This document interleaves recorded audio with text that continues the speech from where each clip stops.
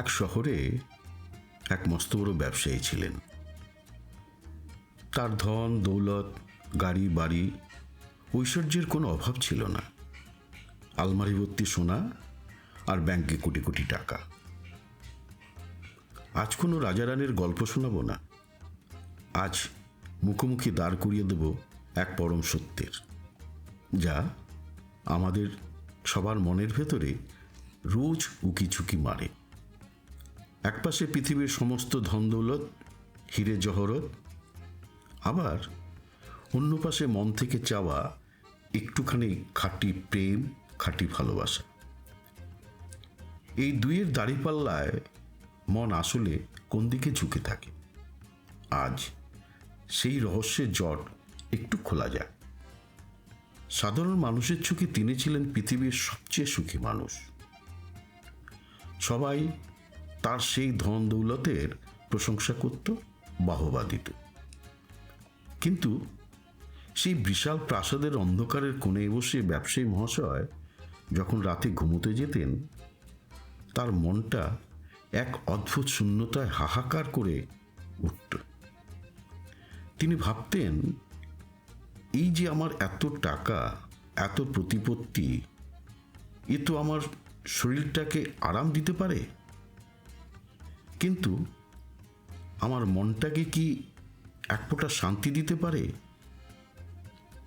যদি আজ আমার একটা কঠিন অসুখ হয়, এই টাকা তো ডাক্তার কিনতে পারবে, কিন্তু আমার মাথায় পরম স্নেহ হাত বুলিয়ে দেওয়ার মতো একটা মানুষকে এনে দিতে পারবে? তখন সেই ব্যবসায়ী বুঝতে পারতেন, হাজার ধন দৌলতের উপরেও একটা জিনিস আছে, যার জন্য মানুষের মন সবসময় উকিঝুঁকি মারে, আর সেটা হলো একটু খাঁটি ভালোবাসা।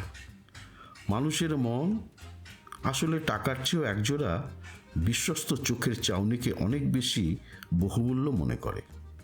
কিন্তু এই জায়গায় এসে মনে একটা মস্ত বড় প্রশ্ন জাগে।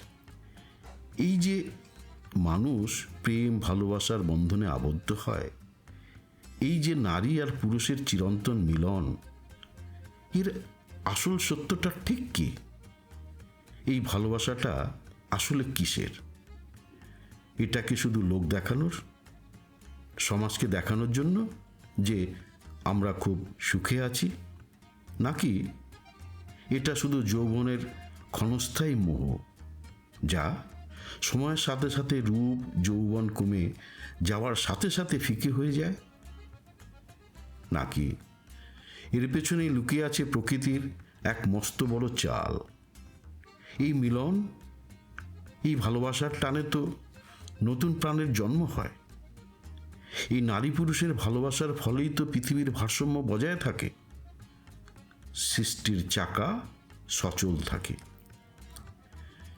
ঈশ্বর হয়তো মানুষের মনে ভালোবাসার এই খিদেটা ইচ্ছে করেই তৈরি করে দিয়েছেন, যাতে তার তৈরি অপরূপ সৃষ্টি কোনোদিন থমকে না যায়।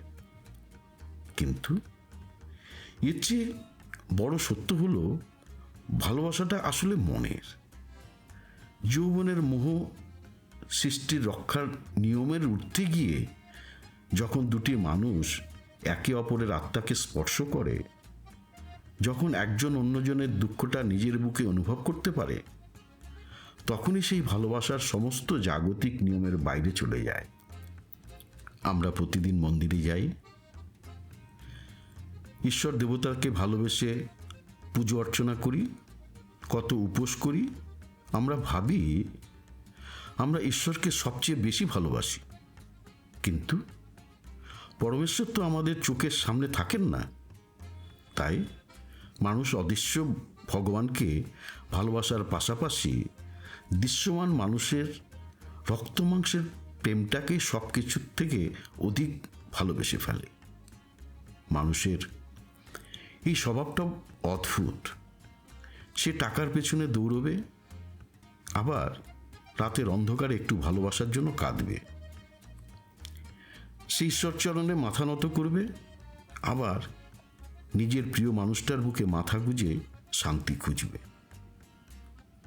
আজও এই পৃথিবীতে একটা বড় রহস্য রয়ে গেছে। মানুষ আসলে কোনটা বেশি ভালোবাসে, ধন দৌলত নাকি মানুষের মন?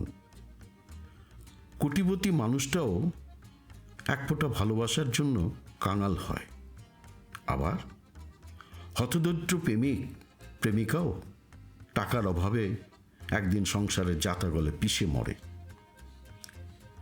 এই দুয়ের দ্বন্দ্বে আজও পরিষ্কার নয়, বড্ড অস্পষ্ট। এই গল্পটি হয়তো কাল্পনিক, কিন্তু এর ভেতরের প্রশ্নটা কিন্তু একেবারে বাস্তব।